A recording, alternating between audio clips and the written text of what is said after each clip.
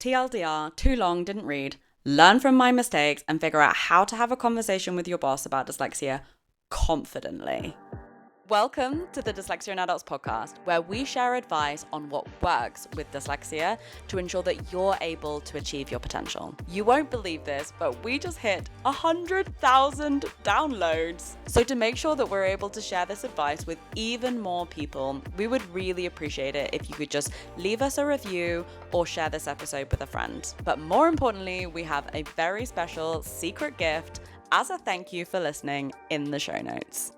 I have told every single boss that I am dyslexic, and it doesn't matter how many times I did it, I found it uncomfortable, embarrassing, awkward, and then they ask you this question of, oh, well, so let us know what you need, and you're sat there with tumbleweed in your head thinking, well, I don't know either, so we'll just figure it out together. The whole interaction can feel so uncomfortable. And that's why one of the key areas that we want to help you with is trying to figure out what to say and how to manage the conversation in a way less uncomfortable and awkward way.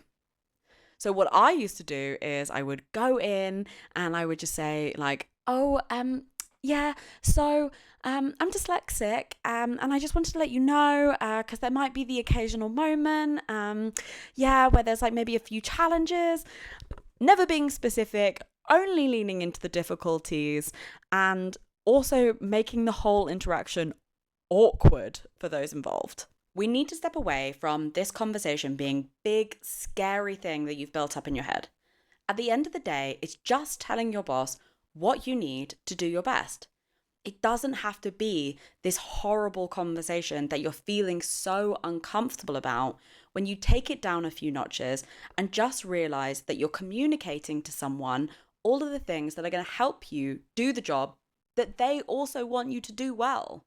I often think the best thing that you can do is take dyslexia out of the conversation, because that can really make you feel anxious, make you feel uncomfortable. But just try and think about explaining to someone what is going to help you make your work go easier, understand things quicker, be able to get your work done on time. These are the things that people care about, and these are the things you might need support on.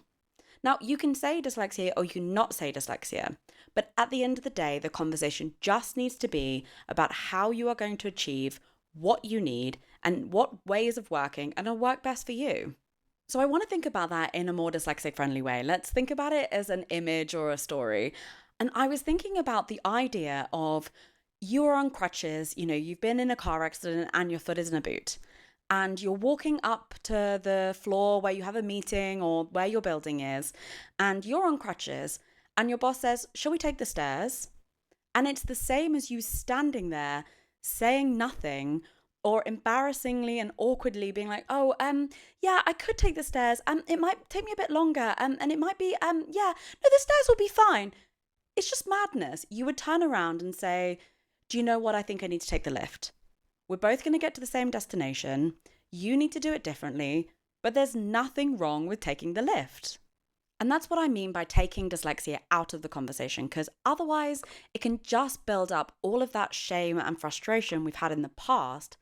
So just changing your thought process to what is going to help me get there best can really help take the sting out of the conversation. Okay, so that's the general overview of how I want you to think about it. But let's get a little bit more specific with a quick tip on what you're going to say to make this conversation so much easier. So basically what we're trying to do is we're trying to think about what support you might need and framing it as this is going to help you do something well for someone else. So try and think about it as what is going to get your boss feeling okay with offering you the support or feeling like it was valuable to offer this. And that kind of looks like trying to help them understand the value they're going to get. So helping them understand that it's going to help you do your work quicker, helping them understand it's going to reduce errors, helping them understand that it will ensure that you process this information quicker, accessing the ideas and opportunities that you have as a dyslexic person. So if we go into a little bit of an example of that, let's say you want to have a little bit of support on managing your week and thinking about your overview of what is going on and all the priorities you might have at work. Okay, so let me give you an example of how that conversation might go. Let's say that you want a check-in meeting or to have a discussion about your priorities to make sure that you are always hitting your deadlines. So you might say something like this. Hey, there's a lot of priorities going on at the moment, and I really want to make sure that I'm hitting all of my deadlines. So I think it would be really valuable if our one-on-one meetings, we took a little bit of time to make sure that I've got my week planned out and that all of my priorities and the way I'm planning things are working. It just helps me stay on top of things and really make sure that I'm organized and don't miss any deadlines. Do you see how we didn't mention dyslexia? We didn't make the conversation uncomfortable. And most importantly, we focused on the value that person's going to get. They're going to get all their deadlines hit. They're going to be happy. So that can help make the conversation a lot easier. Hopefully, I made that sound really easy and really light. But the truth is I know how frustrating and tough that can feel. It can feel really uncomfortable to start having those conversations. So I want to help you have a little bit of a reframe on things. Try and kind of like get out of that feeling of embarrassment.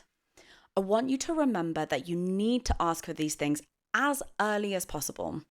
Instead of pretending that you're going to be fine, that it's not going to be a problem, right at the front of a new project, or when you first start a role, or maybe when you first start noticing that things are getting a little bit sticky, that is the moment that you start asking for support. Often people ask for things way later in the process, after mistakes have been identified or after challenges have occurred, and that makes the conversation uncomfortable. Whereas if you ask in advance, it just makes you seem organized, on it, ready to figure everything out. It can really make a huge difference when you ask for things in advance. You just seem really organized, which I know is something that all of us would love our bosses to think.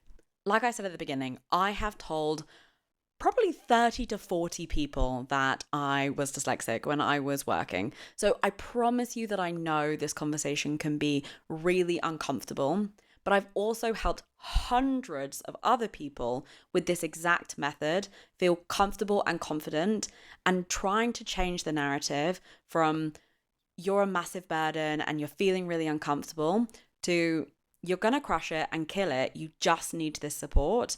Makes a huge difference in feeling comfortable. Thank you for listening to this week's episode of the Dyslexia in Adults podcast.